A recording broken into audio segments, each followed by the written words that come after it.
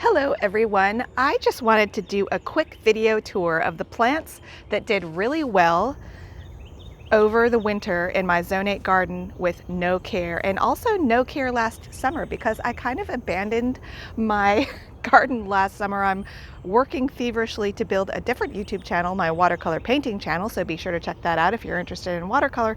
But for this video, I'm going to talk about the plants that survived most beautifully with zero care for pretty much at least half a year, or maybe more, probably a year.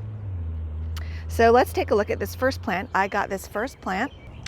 This is a dianthus, and I like to go to my local store and they often have discounted plants in the back. So I got these dianthus for $1, but these are, at least in my zone, perennials.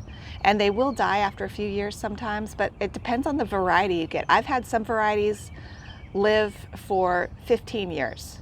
And then some of my other ones, like my party dress dianthus that I raised from seed, those have kind of floundered a bit. But this dianthus, I don't even know which one it is because I bought it for $1 because it was half dead at my garden center. and it blooms beautifully in the cooler weather, like in the early summer, like right now. So this has been a great plant.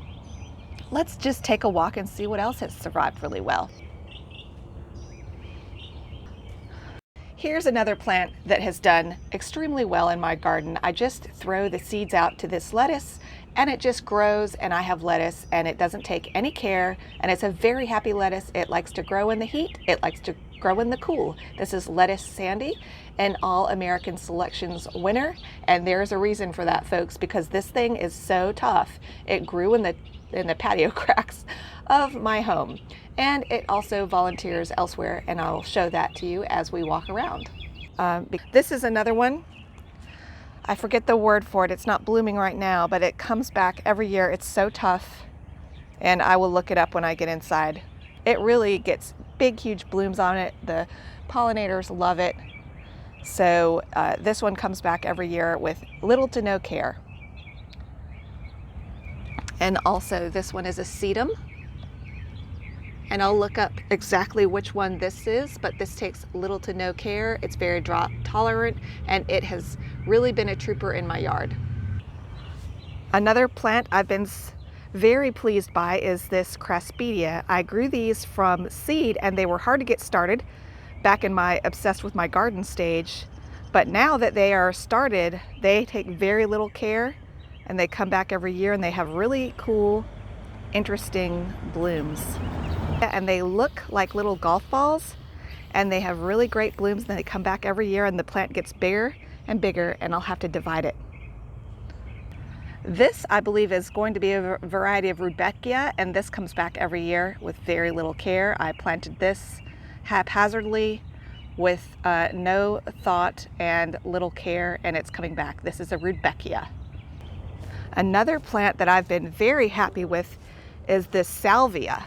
Not sure which variety, but I just bought it on a whim to put in some potted plants.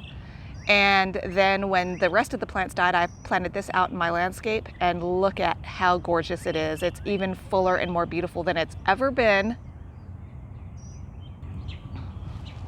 Here's another plant that's doing exceedingly well.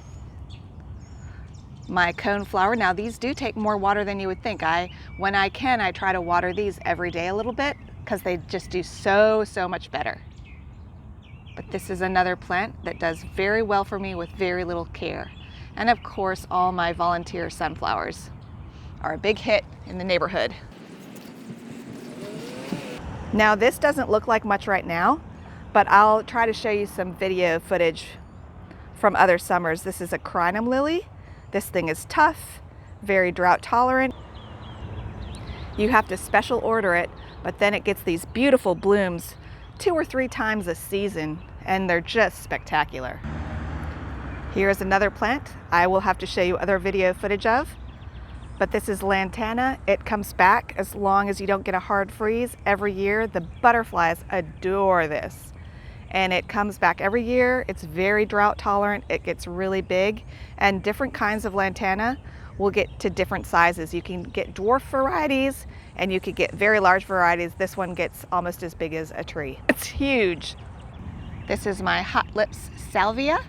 It comes back every year and it's out in the hot sun and it doesn't get a lot of water and it's getting bigger and bigger every year and I'm very happy with it. These are chives and they are edible, but they're also quite beautiful and they spread like crazy.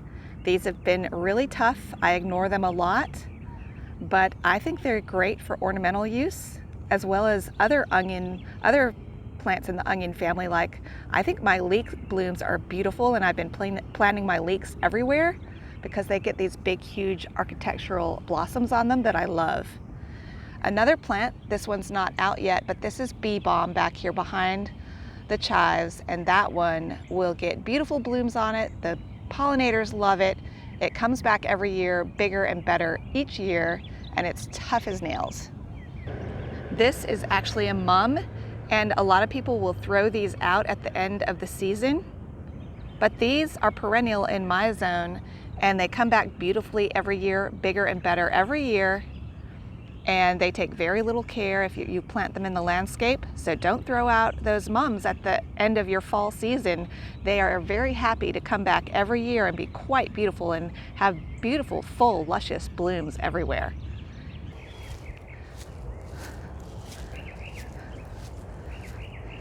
Okay, here's another plant that does really well. It's a geranium. And this apparently is going to come back bigger and better every year with little to no care.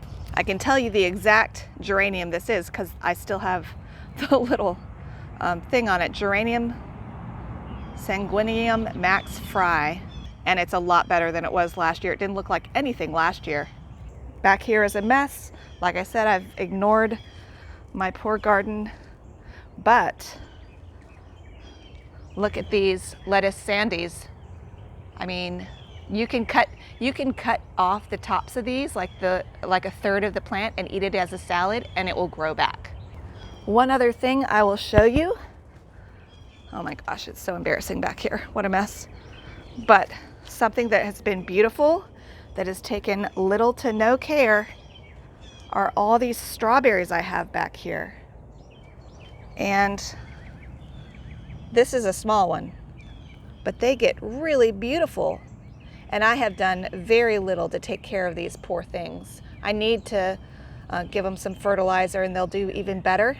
And I do try to clean up around them and get the weeds out and get the stuff out from around their roots, because the rotting leaves around them will disease them. They do get more disease than typical, but I will look up for you guys exactly what strawberry this is, but it has been so tough and it grows beautiful strawberries in the spring. And it tries throughout the very hot summer, more so than other strawberry varieties. Oh, I'll show you my leeks. I am growing more leeks this season because I just love the architecture of the flowers they send up. They're big balls and they're so beautiful, and I'm trying to get these growing because they come back every year. They act like perennials. And I've had one leek plant that has just made me so happy every year, and I was like, why do I not have more of these in my life? So I've started to plant them throughout my landscape to see how they do. And so far, I've got a few that are coming up that I can look around and see, and it will be very architecturally interesting when they put out their huge big globe that's as big as two fists together. And I think they look great in the landscape as decorative plants. So I'm going to play with that. As these plants get healthy, I'll probably dig them up and replant them in the landscape so that I can really use that interesting architecture to really set my yard apart. This one is developing its little globe. This is an abutilon, and I'll leave on this note. This is another plant that has done well. It did get a little sick and I had to hack it back, but now it looks like it's coming back in full force, and it blooms all summer. It blooms through the winter when it's healthy, and it's looking happier. I don't know why it died back. Maybe it didn't get enough water. I need to look up care. I hope you all are having a great day, and I'll see you next time. Be sure to subscribe because I'm sure I'll upload more videos if this gets enough views. If not, maybe not. Okay, thanks so much, everybody. Bye.